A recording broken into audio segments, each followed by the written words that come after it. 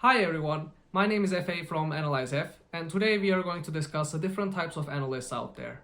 With data being such a big part of our lives, it isn't really surprising that it touches many different areas and requires different types of analyses for each.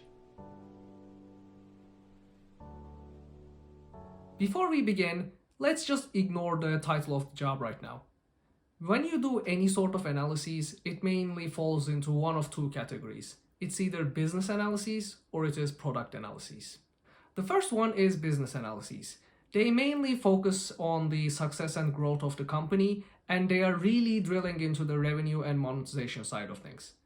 They are a really important part of the whole data structure in answering the questions and driving the success for everyone involved.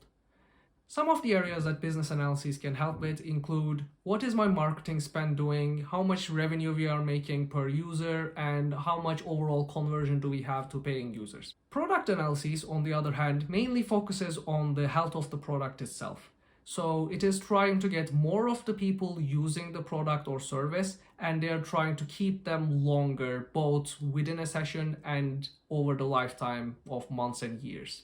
When we explain like this, don't get the wrong image that this is somehow business versus product analyses. This is definitely not the case. For any of the questions that we want to answer, it usually involves both of these disciplines, and what you need is either experts on each collaborating or you having some sort of expertise enough to be able to answer questions on both sides of the thing. The best way to explain this is through an example.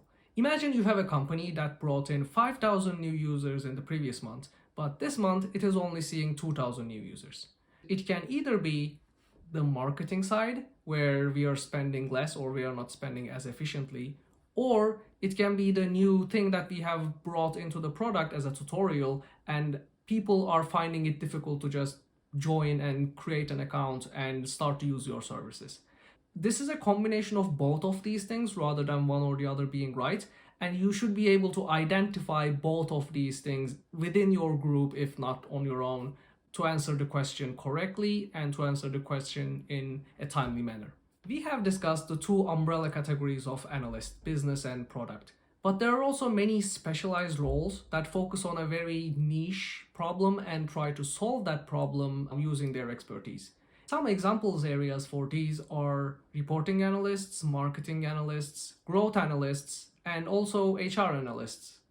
The first one is reporting analysts. They are experts at data visualization and storytelling. What their goal is try to deliver the insights to as many people as possible, and they are really good at identifying what is the correct way and method to explain a concept and an insight.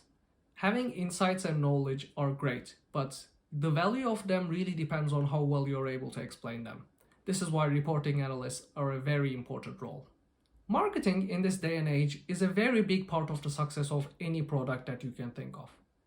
As a result, marketing is just a very broad domain and some dedicated experts are needed to really master all of their quirks. This means the marketing analysts are mastering all the different metrics, all of the different views, and all the data that they are seeing on a day-to-day basis to really come up with good and efficient marketing strategies.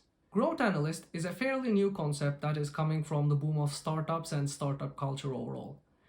Their main goal is the growth of the product or the company, and as a result, they are focusing on a few key metrics and really drilling in on them and mastering them to make sure that the company is able to grow. Our final example is the HR analyst, and you might not think of this, but HR is one of the areas that involves a lot of data from the day-to-day screening of the candidates, finding a pool of candidates, all the way to the actual satisfaction and happiness of your employees. By knowing and using some special techniques specifically for the human side of data, they are really invaluable once your company grows to a certain size. In this video, we have went over the two main categories of analysts and also some specialized examples of the role. I want to iterate again that to answer the most important questions and the most complex questions, you need the expertise of everyone involved, and you can't just rely on one type of the analyst or another.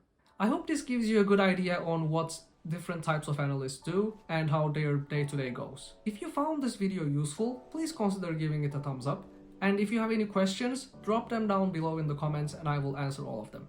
Until next time.